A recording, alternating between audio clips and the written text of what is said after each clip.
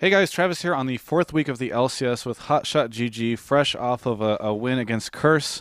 You're sighing right now. It seems like you're really feeling good. Feels good, man. Yeah. Feels good. Was it just that you wanted to see Curse dethroned? I mean, obviously Dig beat them earlier, but now you feel like you're up there now too.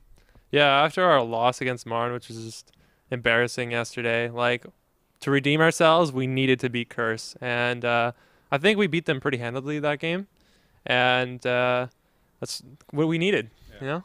Well, let me ask you because I was watching that game with Marn and Claky D. He said they were saying, well, we beat CLG. CLG beat Curse. We basically beaten Curse.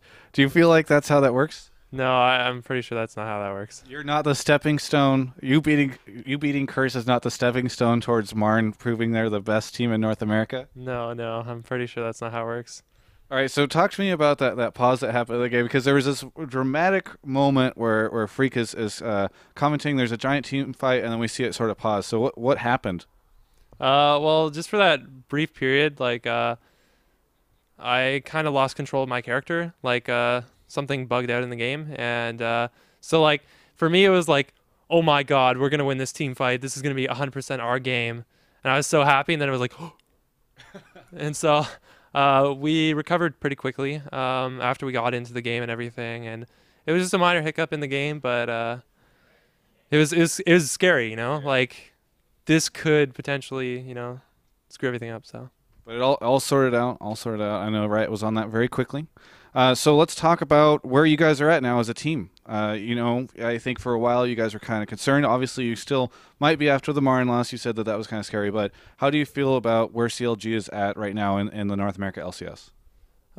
So right now I feel really good off this win. So it's not really fair to ask me right now. But I think this gave us some good momentum that we needed, and especially after losing to bottom four teams, it just means that we're really strong, but we're inconsistent. We're like unstable, and that's a good place to be because that means that the potential's there. All you have to do is clean up the mistakes.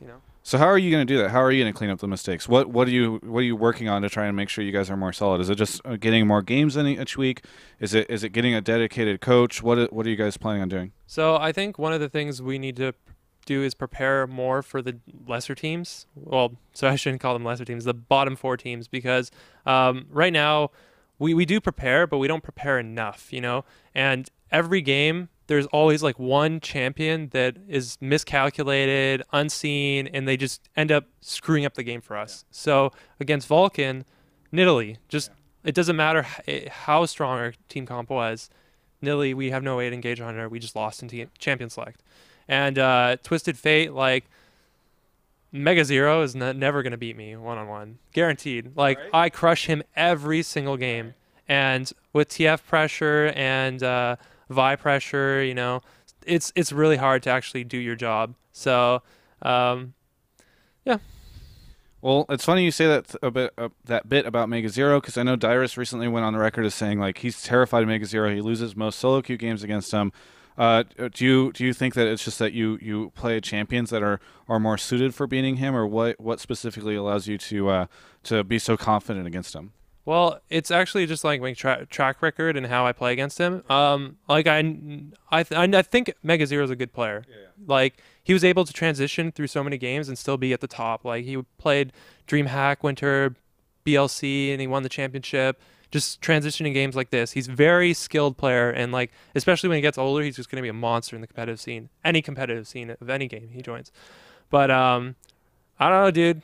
I crushed him in scrims, and that's all that I know. And being behind in that matchup due to too many factors, like I was still able to stay in the game. So let's talk about while you're in this really happy mood.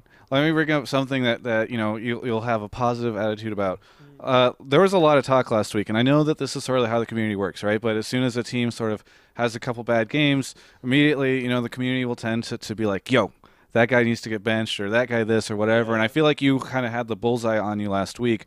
How do you feel about that? Is it hard for you to take that? Does it inspire you to move on? And do you think that it's fair? Do you feel like right now you're one of the weaker players on CLG? like it's a lot of BS. You know, it goes back and forth depending on who sucks this week, who sucks that week. You know, CLG retired stars, they all suck. Blah blah blah. Oh my God, Curse is the best team in the world right now. Like they would crush anyone. Like it just goes back and forth, and sometimes people have bad slumps, sometimes people have good slumps. It's just, you know. And me, I'm kind of like a polarized figure for the longest time, especially from the start of my career when I was like a bit ragey and like didn't make too many friends with people. A lot of people hold that against me, and they're just waiting for me to make a mistake. So I'm used to it, though. I'm used to it. So you can just sort of tank that community I can aggro. just tank the aggro, dude. It's so easy. I'm used to it. So wrapping up the interview, do you have any shout-outs or plugs that you want to make? Yeah, shout out to Riot for hosting the LCS. You know, it's like a dream come true to be able to play like this, and also to have like salaries and to be able to, you know, pursue gaming as a career. So thank you so much, and shout outs to our fans that have supported us throughout all our ups and downs, and hopefully will continue to support us. And shout outs to Razer, XMG, and Zubu TV. And they're such wonderful sponsors. I know for you guys, you have to pause and think about how great they are every time you go through them. Yeah. Moment for me today. Like I'm just like I'm all over the place right now. So.